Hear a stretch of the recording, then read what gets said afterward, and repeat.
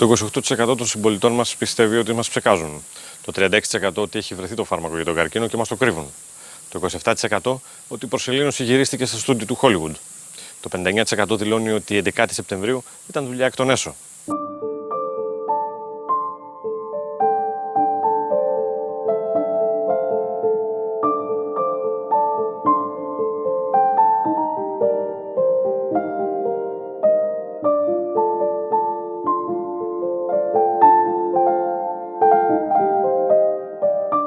Υπάρχουν διάφορες θεωρίες συνωμοσίας που κυκλοφορούν εδώ και πολλά χρόνια και εννοείται και σήμερα. Η πιο δημοφιλής είναι ο αντισημιτισμός, η σκηνοθετημένη προσελήνωση, η 11η Σεπτεμβρίου, οι αεροψεκασμοί και άλλα. Τι είναι όμως μια θεωρία συνωμοσίας? Είναι η εξήγηση που αναφέρεται σε κρυφές, κακόβουλες δυνάμεις που επιδιώκουν κάποιο δόλιο σκοπό. Στηρίζονται πολλές φορές σε υποθετικό χαρακτήρα χωρίς τεκμήρια, μόνο εικασίες. Ακόμα και μετά την απόρριψή τους, αρκετοί εξακολουθούν να τις πιστεύουν. Στο προηγούμενο βίντεο εξηγήσαμε πώς η παραπληροφόρηση και η δημιουργία θεωριών συνωμοσίας σε θέματα όπως το κάπνισμα και η κλιματική αλλαγή κατασκευάζεται σκόπιμα. Θεωρία συνωμοσίας είναι όμως και αποτέλεσμα γνήσιων πεποιθήσεων του απλού κοινού. Οι άνθρωποι αποφεύγουμε να χρησιμοποιούμε τη λογική επειδή ασυνείδητα φοβόμαστε το πού θα καταλήξει. Ίσως καταλήξουμε σε κάποιο συμπέρασμα που δεν θα μας αρέσει. Ίσως κλονίσει τις κοσμοθεωρίες μας. Έτσι, μηχανευόμαστε κάθε είδους τέχνασμα ώστε να καταλήξουμε στο συμπέρασμα που εμείς επιθυμούμε. Μια μεροληψία που οι ψυχολόγοι αποκαλούν υποκινούμενη συλλογιστική. Πρόκειται για την ασυνείδητη προτίμησή μας να θέλουμε να βγούμε κερδισμένοι από μια διαφωνία παρά να οδηγηθούμε στην αλήθεια. Η τάση μας λοιπόν να απορρίπτουμε δεδομένα που είναι αντίθετα στα πιστεύω μας, ενώ αποδεχόμαστε με ευκολία στοιχεία που τα επιβεβαιώνουν, ονομάζεται προκατάληψη επιβεβαίωσης.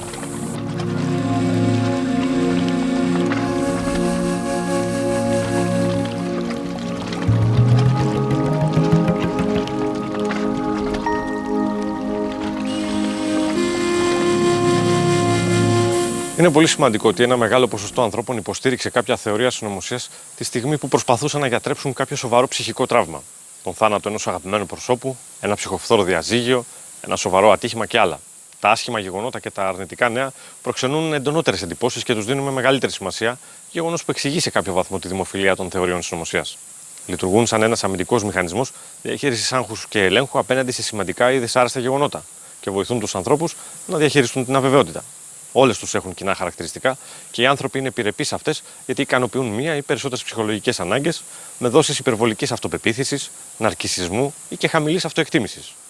Τους δίνουν ένα απατηλό αίσθημα ασφάλειας και ελέγχου. Αισθάνονται πως έχουν πρόσβαση σε πληροφορίες που άλλοι άνθρωποι δεν έχουν. Οι άλλοι άνθρωποι είναι πρόβατα, είναι αφελείς και εύπιστοι, αλλά εκείνοι κατέχουν την αλήθεια. Αυτό τους παρέχει ένα αίσθημα ανωτερότητας και υπεροψίας, πως είναι ξεχωριστοί. Δεν έχουν πέσει στην ίδια παγίδα με τους υπόλοιπους.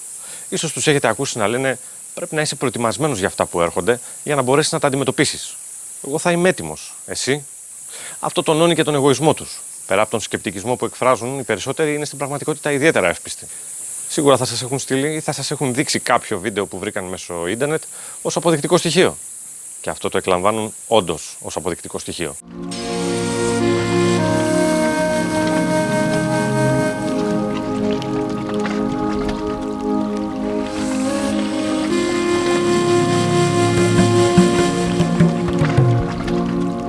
Κάποιες φορές θα τους ακούσετε να χρησιμοποιούν την αλληγορία του σπήλαιου του Πλάτωνα, ότι κατάφεραν να βγουν από τη σπηλιά στο φως και προσπαθούν να δείξουν την αλήθεια και στους υπόλοιπους. Άλλες φορές θα τους ακούσετε να αυτοπροσδιορίζονται ως αφεπνισμένοι. Άλλοτε πάλι παρομοιάζουν την κατάσταση με Matrix. Πήραν το κόκκινο χάπι και αμέσως είδαν την αλήθεια που οι υπόλοιποι λόγω πλήξης εγκεφάλου αγνοούμε. Φυσικά οι ταινίες κατά τα λεγόμενά τους είναι για να σε προετοιμάσουν για αυτά που έρχονται. Ανεξαρτήτως αν υπάρχουν ταινίες κωμικές, θρίλερ, αισθηματικές, περιπέτειες κλπ. Εκείνοι στέκονται σε ταινίες μυστηρίου και επιστημονικής φαντασίας. Μια ακόμα προκατάληψη επιβεβαίωσης. Ακόμα και αν εντοπίσετε κάποιο σφάλμα στα επιχειρήματά τους, θα αρνηθούν να το παραδεχτούν. Αντιθέτως, θα χρησιμοποιήσουν την πιο συχνή παραπλάνηση λέγοντας: ναι, αλλά τι έχεις να πεις για εκείνο? Ακόμα και αν καταφέρετε να τους καταρρίψετε ένα-ένα τα επιχειρήματα, είναι ανώφελο. Αύριο θα πιστεύουν πάλι τα ίδια.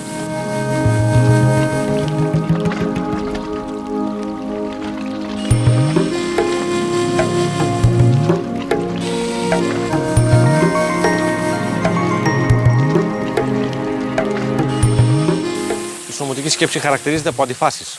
Για παράδειγμα, ο ίδιος άνθρωπος πιστεύει ότι η προσελήνωση του 1969 ήταν μια σκηνοθετημένη απάτη. Επίσης, πιστεύει ότι δεν μας δείχνουν την πίσω πλευρά της σελήνης, γιατί εκεί κρύβουν μια μυστική βάση. Αφού λοιπόν δεν έχουμε πάει στη σελήνη, πώς γίνεται να υπάρχει μια μυστική βάση? Μετά έχουμε την υπερβολική υποψία για κάθε πληροφορία που προέρχεται από επίσημους οργανισμούς. Στη συνέχεια υπάρχει πάντα μια δόλια πρόθεση και καμία ενέργεια των συνωμοτών δεν έχει καλοπροαίρετα κίνητρα. Η ατζέντα της κλιματικής αλλαγής, λένε κάποιοι, δεν είναι για την αποτροπή της υπερθέρμανσης του πλανήτη, αλλά για να πουλάνε ανεμογεννήτρες και ηλεκτρικά αυτοκίνητα. Πρέπει πάντα να είναι κάτι λάθος. Αρχικά ο COVID μεταδιδόταν μέσω κεραιών 5G. Όταν αυτό αποδείχτηκε ότι ήταν μια γελοιότητα, η θεωρία άλλαξε. Το εμβόλιο περιείχε τσιπάκι που ελεγχόταν μέσω 5G. Κάθε φορά που συνειδητοποιούν ότι ήταν ψέμα, μετατοπίζουν τη θεωρία σε μια άλλη. Οι συνωμοσιολόγοι αυτοπροσδιορίζονται ως θύματα οργανωμένων διώξεων από ένα σύστημα που τους φημώνει και τους πολεμάει. Βλέπουν τους εαυτούς τους σαν γενναίους μαχητές ενάντια στους συνωμότες. Είναι θύματα και ήρωες ταυτόχρονα. Μια συνωμοσία είναι τόσο καλά οργανωμένη που οποιοδήποτε τεκμήριο την καταρρίπτει, αυτόματα κατατάσσεται ως μέρος της συνωμοσίας. Αναθεωρούν την τυχαιότητα και τίποτα δεν συμβαίνει τυχαία.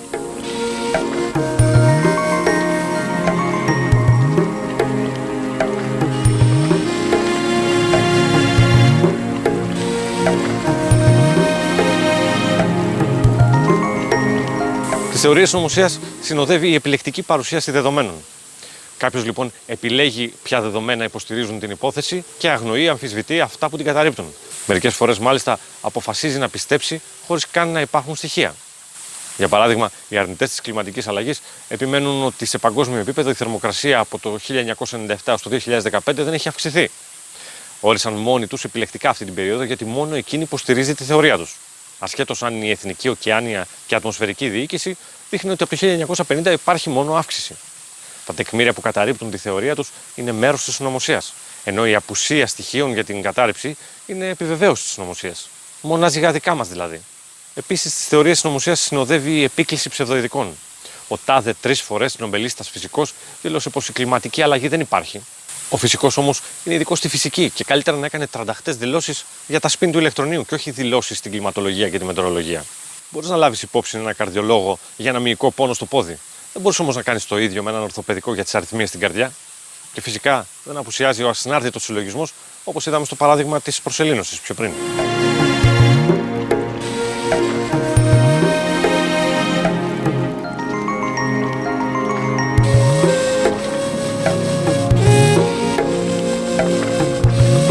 Οι απόψεις μας αντικατοπτρίζουν το είδος ανθρώπου που θέλουμε να γίνουμε και τα είδη ομάδων που θέλουμε να ανήκουμε. Όταν λοιπόν κάποιος επιτίθεται στα πιστεύω μας, επιτίθεται στην ταυτότητά μας. Οι υποστηρικτές λοιπόν θέλουν να ανήκουν στην ομάδα που έχει αφυπνιστεί και έχει επίγνωση των καταστάσεων. Την ομάδα που ξέρει τι τους συμβαίνει και τι τους ετοιμάζουν. Αν λοιπόν αποκηρύξουμε τα πιστεύω μας, αμέσως αλλάζουμε και ομάδα και το ποιοι φανταζόμαστε ότι είμαστε. Αν κάποιος θέλει να ενταχθεί σε μια ομάδα, το περιεχόμενο των πεποιθήσεών του θα έρθει σε δεύτερη μοίρα. Θα πιστέψουμε ότι θέλουμε να πιστέψουμε. Οι θεωρίες συνωμοσίας μπορούν να αναβαθμίσουν την εικόνα που έχουμε για τον εαυτό μας και την ομάδα μας, αποδίδοντας την ευθύνη για άσχημα γεγονότα σε τρίτους. Έτσι, εκείνοι είναι ικανοί και ηθικοί, αλλά τους σαμποτάρουν κάποιοι άλλοι, πολύ πιο ισχυροί και αδίστακτοι. Γνωρίζουμε από μελέτες πως όσοι είναι ανοιχτοί σε πιστήρια είναι ταυτόχρονα λιγότερο επιρρεπείς σε παράλογες πεποιθήσεις όπως η θεωρία συνωμοσίας. Τέλος, είναι περισσότερο αναστοχαστικοί και λιγότερο παρορμητικοί. Λιγότερο επιρρεπείς στις γνωσιακές προκαταλήψεις και καλύτεροι στο να εντοπίζουν ψευδείς ειδήσεις και κάθε είδους ανοησίες. Όταν το κοινό αισθάνεται ότι έχει χάσει τον έλεγχο μιας κατάστασης, αυξάνονται οι συνωμοτικές του τάσεις. Αλλά ισχύει και το αντίθετο. Όταν το κοινό νιώθει ενδυναμωμένο, είναι περισσότερο ανθεκτικό στη θεωρία συνωμοσίας. Η λύση λοιπόν είναι να ενδυναμωθεί γνωστικά το κοινό, ενθαρρύνοντάς το να σκέφτεται πιο αναλυτικά παρά να βασίζεται στη διαίσθηση και το ένστικτο. Όταν υιοθετείτε μια θεωρία, προσπαθήστε πρώτα να την καταρρύψετε. Αν βλέπετε ότι η κατάρριψή της είναι σχετικά εύκολη, μάλλον η θεωρία μπάζει. Επειδή τα κομμάτια του puzzle δείχνουν να ταιριάζουν, δεν σημαίνει ότι η εικόνα είναι πραγματική.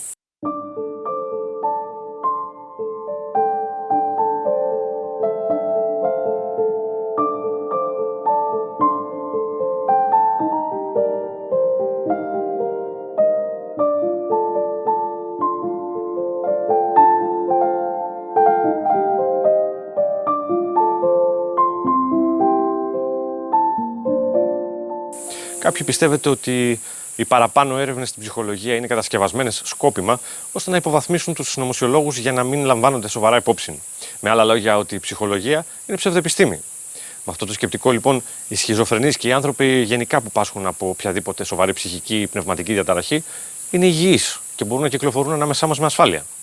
Κανείς δεν αρνήθηκε την ύπαρξη πραγματικών συνωμοσιών. Κανείς δεν είπε κοιμηθείτε ήσυχοι, δεν τρέχει τίποτα. Αλλά η κατάσταση με ανδρομέδιους, επισκέπτες από το Σύριο, Ανουνάκι, Παραφιλολογία εν μέσω COVID, κεραίες 5G και άλλες τέτοιες γελιότητες πρέπει λίγο να μαζευτεί. Σε μια κατά πρόσωπο συνομιλία, προσπαθώντας να μιλήσουμε με υποστηρικτές των θεωριών συνωμοσίας, χρειάζεται ψυχραιμία, σεβασμός και κλίμα εμπιστοσύνης. Πρέπει να θυμίζουμε στους ανθρώπους ότι δεν πρέπει να αναπτύσσουμε περισσότερες εικασίες από όσες είναι απαραίτητες.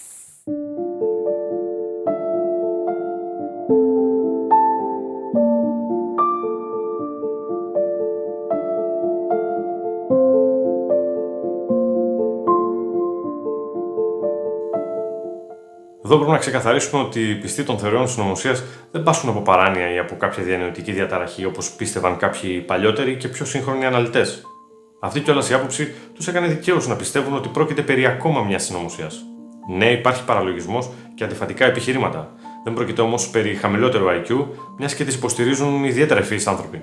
Ένας από τους λόγους δείχνει να είναι η υπερβολική χρήση ενστίκτου έναντι της λογικής. Για την αποτροπή χαλαζόπτωσης και την καταστροφή των γεωργικών εκτάσεων γίνεται ψεκασμός ιωδιούχου αργύρου.